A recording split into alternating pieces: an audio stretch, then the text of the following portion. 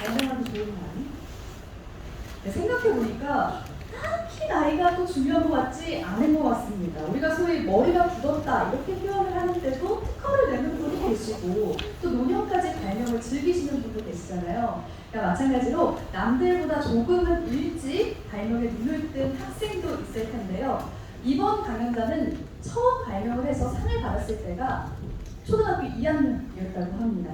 9살의 꼬마 발명가는 이제 초등학교 고학년이죠. 13살이 됐고요. 발명을 하면서 보낸 시간 동안 얼마나 성장했는지 또 어떤 걸 느꼈는지 오늘 강연에서 설명해 준다고 합니다.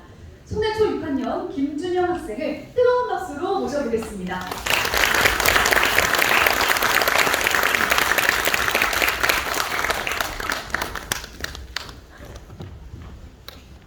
안녕하세요. 저는 다양한 활동을 통해 재미있고 때로는 특별한 경험을 많이 하는 13살 초등학교 6학년 학생입니다. 지난 저의 인생 13년을 돌아보면 물론 초등학생이 무슨 인생까지 이야기하나 하시겠지만 많은 경험이 있었어요. 초등학교 3학년 때 시작한 특허청 청소년 발명 기자단으로 현재까지 4년째 활동을 하고 있어요. 그리고 송가호 초등학교랑 한국말 활동에 가능한 홍박꽃나무 어린이 시절은 5학년에 시작해서 2년째 활동 중이에요. 또한 경연제로 활동이 가능한 어린이 굿즈트는 4학년과 6학년에 활동 중이며 올해부터 서울시 초등학생이 되면 누구나 참여 가능한 예친구 서울의 서울 어린이 기자와 송가 청소년센터에서 송가호 아동청소년 참여위원회 프로선위원으로 아동경실단에도 참여하고 있어요. 이렇게 많은 활동으로 저는 그래서 수많은 상을 타왔어요. 초등학교 2학년 때 인면행강을 시간을 소비해서 김준영 고등학생이 1호를 만들어서 대회에 나왔는데요. 초중학생공은 전국 3위를 했어요. 청소년 발명 기자단 활동으로 현재 52개의 기사를 작성했는데요.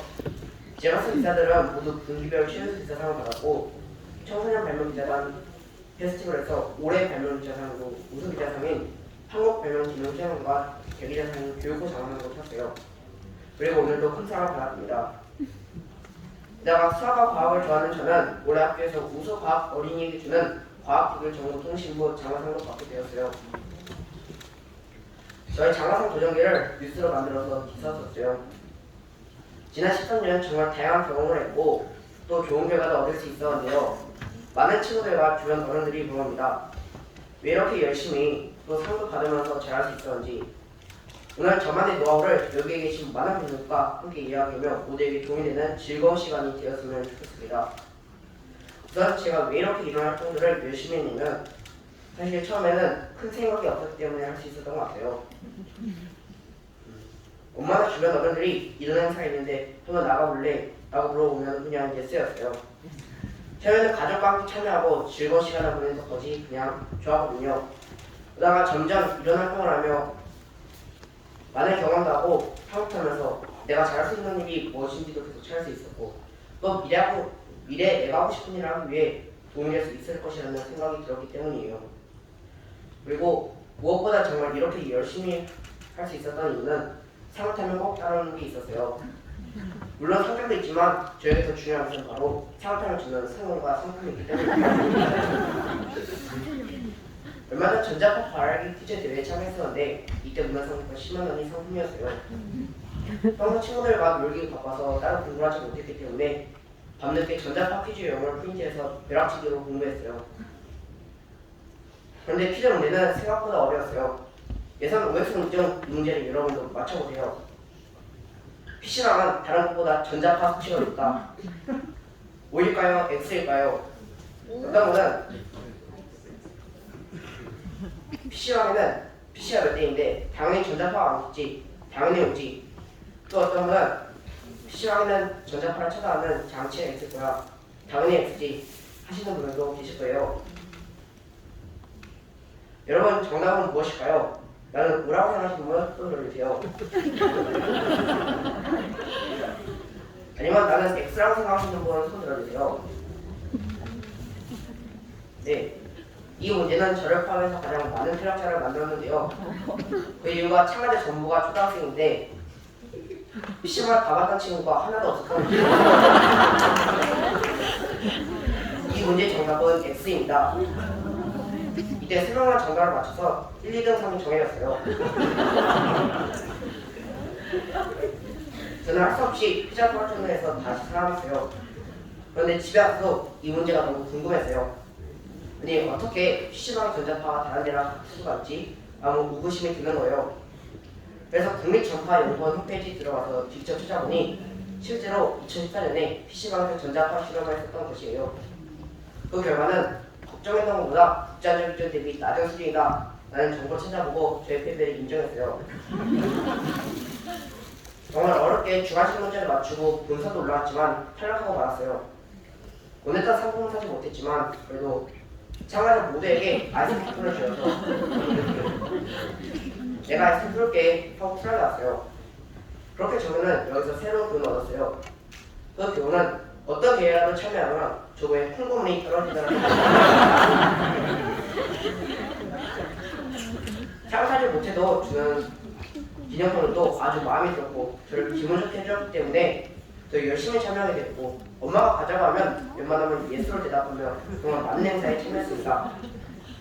또 하나 그런 행사를 가면 그리고 학원 시간과 행사 시간이 겹치면 저는 학원 안 가고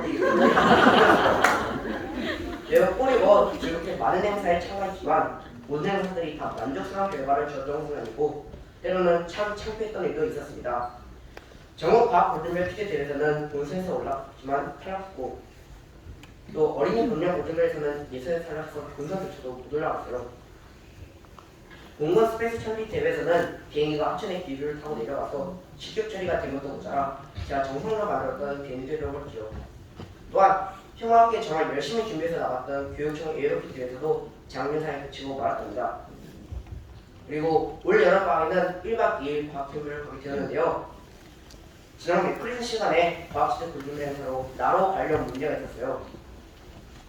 캠프를 가기 전에는 나름대로 공부를 하고 갈 계획이었으나 여러가지 이유로 나로 난 검색해보고 갔더니 거의 아는 것 없이 갔더니 2등이라는 놀라운 성적을 거뒀어요.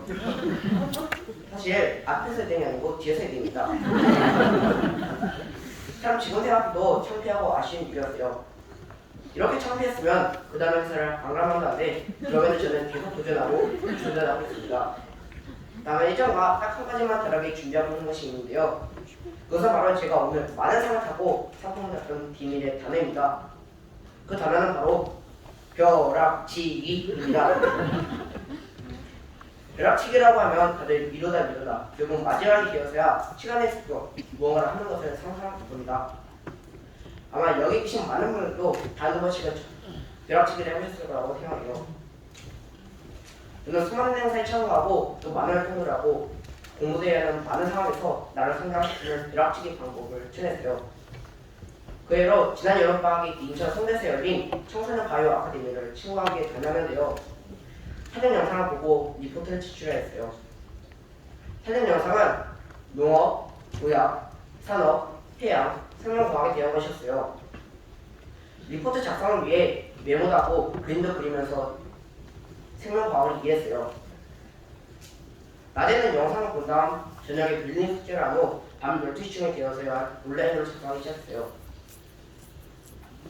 한계가 치고는 A4 문제 한 장을 썼다는 이야기를 듣고 승부생이 저는 A4 문제 2장 분량으로 빼곡히 작성했어요.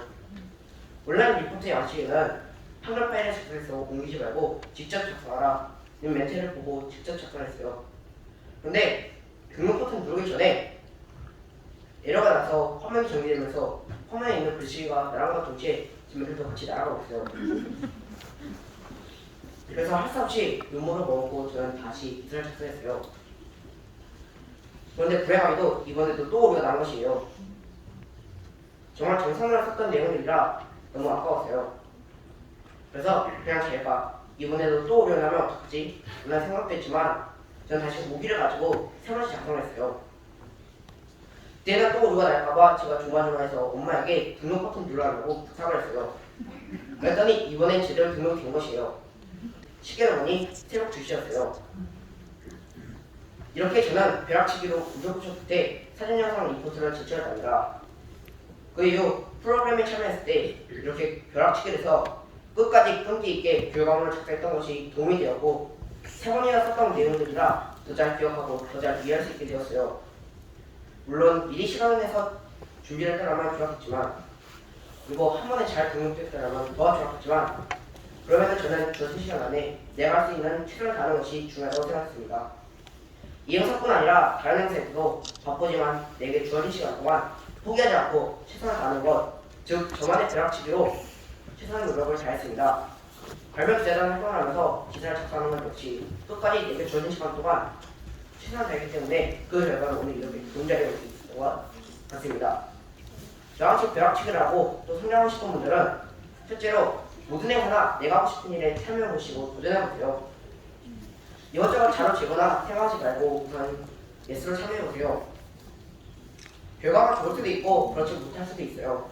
하지만 그 안에는 제가 받았던 창화사와 같은 작은 성공과 상품들이 여러분에게 선물되어 시작할 것입니다.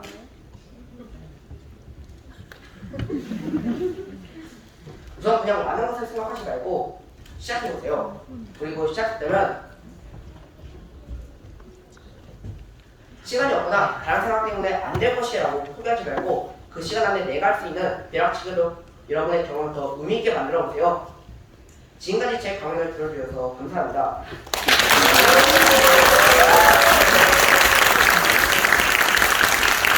김정은 씨의 강연 잘 들었습니다. 네, 그 살짝만 이용해 주시면 알겠습니다.